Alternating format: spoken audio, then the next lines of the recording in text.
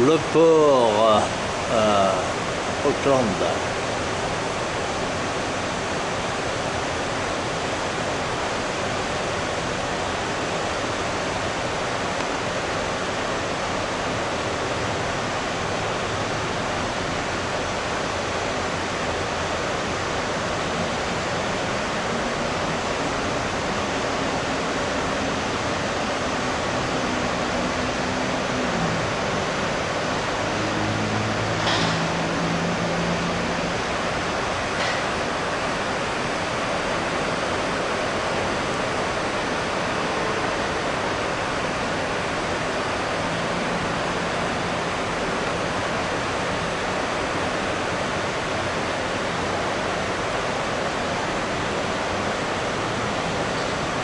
On va devenir république directement.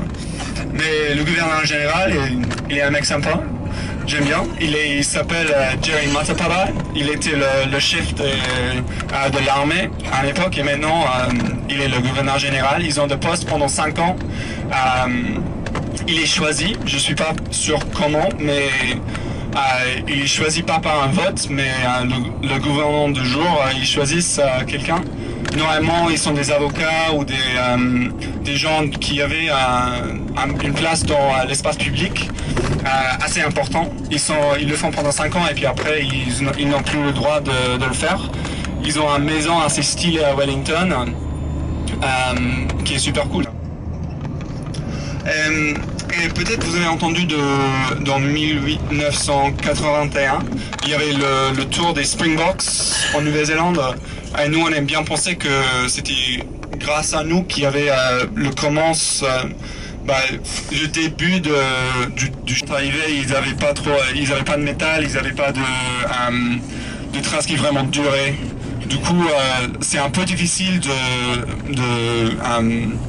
savoir exactement quand ils sont venus, mais on sait qu'ils sont venus plus ou moins vers là. Ils sont venus dans les canoës depuis le Pacifique, du coup ils ont dû naviguer par les étoiles et ils ont dû avoir des techniques de navigation assez avancées pour l'époque, pour y arriver. Et aussi une autre chose intéressante des bateaux dans lesquels ils sont arrivés. Du coup, les bateaux, ils avaient tous un nom. Alors, il y avait des bateaux Tainui, il y avait le bateau Ngati Porou, et tout ça, tous les bateaux, ils ont devenu les tribus Maori. Du coup, le bateau Tainui, c'était un bateau qui est arrivé plus ou moins à Auckland. Et ce bateau, maintenant, le tribu a pris le nom du bateau. Du coup, on peut tracer les Maoris peuvent tracer leur lignage jusqu'à leur racine. Alors, c'était une période très difficile dans l'histoire de Nouvelle-Zélande. Beaucoup disent que c'était nécessaire ce qu'il a fait, mais la majeure part reconnaître que il a fait trop rapidement. Il a ouvert l'économie et puis il y avait beaucoup de chômage, il y avait beaucoup de difficultés surtout pour les fermiers parce qu'ils n'avaient pas l'habitude d'être tout seuls. Mais maintenant, je veux dire, je pense que c'était le gouvernement ont reconnu qu'il y avait un problème dans le système de l'Afrique du Sud et qu'ils hébergeaient plus leurs équipes des sports, leurs ambassadeurs. Ils soutenaient plus comme des guerriers forts. Au moins c'est ce qu'ils m'ont dit. J'étais pas là, mais mon grand-père m'a assuré que le gouvernement du jour. Du coup, après les élections, le premier ministre et le cabinet, il doit se présenter au gouverneur général et dire voilà mon cabinet. Est-ce que ça vous va? Et le gouverneur général, il dit toujours oui, mais il a le droit de dire non. Du coup, on est toujours sur la souveraineté anglaise, ce que, selon moi, on a dû changer à un point, mais peut-être pas pour le moment. J'imagine que dans les prochains 15-20 ans, on fera de notre mieux pour changer ce système.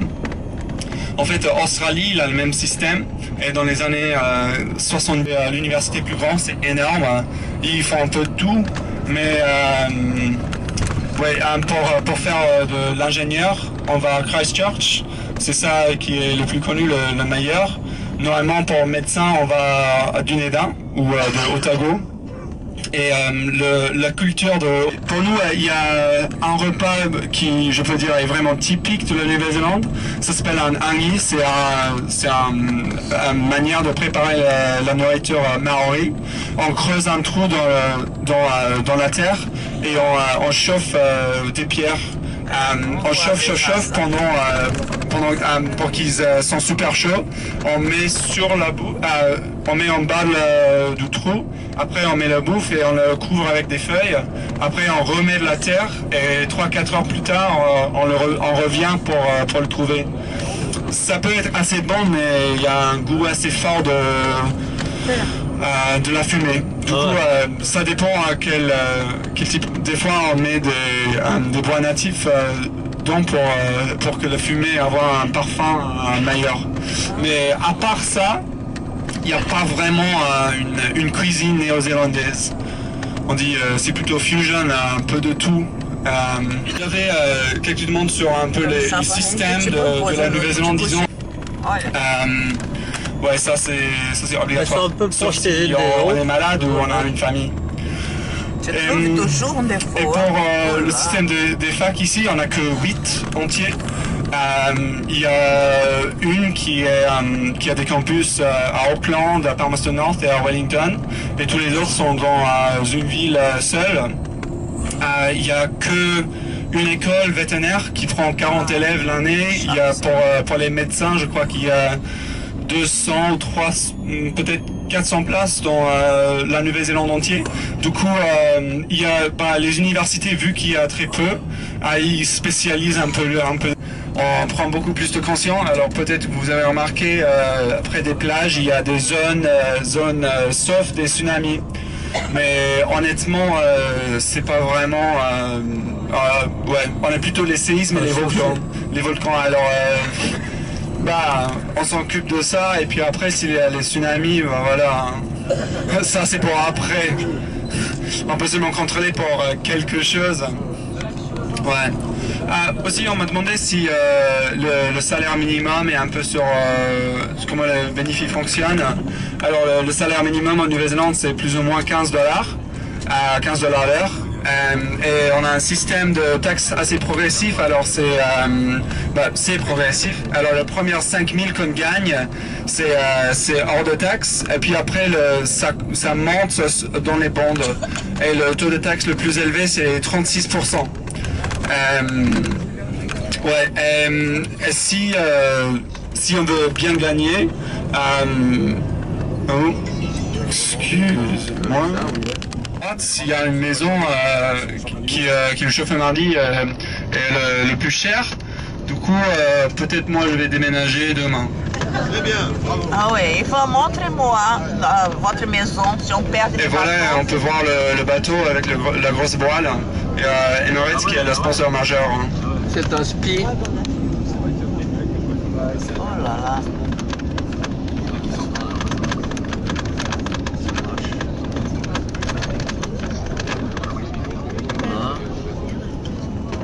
J'entends pas.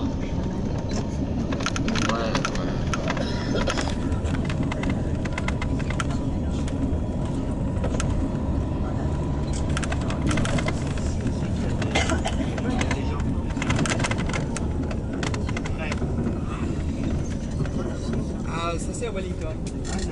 C'est surtout parce Non, aquela branca. Et il se met jusqu'au sommet. Não, pas une mouche. C'est São tous super belos. cool. J'ai monté une fois. Chacun dans son style. Olha, Ouais. ça c'est vraiment la belle vie. Hein. On n'a pas à nous plaindre, nous, hein. On n'a pas à se plaindre. Ouais. C'est pas mal criminel, mieux que tellement d'escaliers. On n'a pas une maison à 70 millions, mais on se fait pas de la nôtre. Jeudi, vendredi, samedi. Ouais.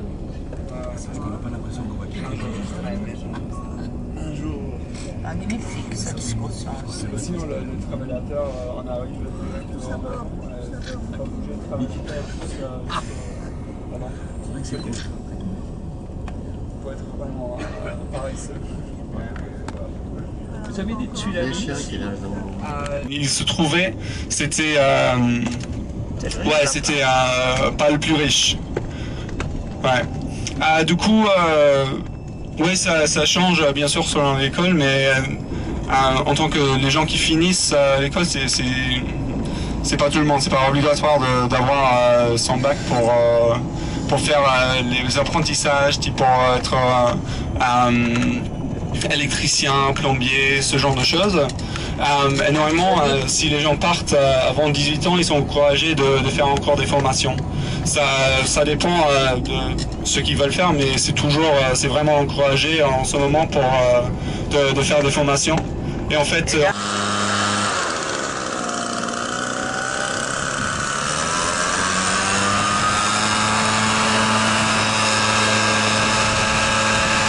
Sport.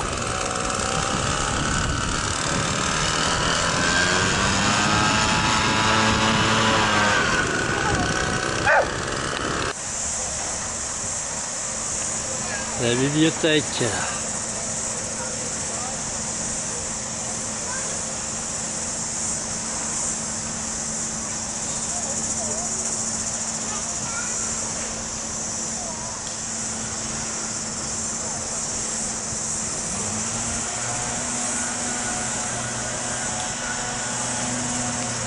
Maintenant, et si vous voyez un parc là en haut, on va arrêter là quand on y arrive. Ça va dépendre à quelle heure on va arriver, de combien de temps on va rester, mais j'espère qu'on peut descendre pendant un quart d'heure ou 10 minutes pour que vous n'êtes pas dans le bus pendant 1h30.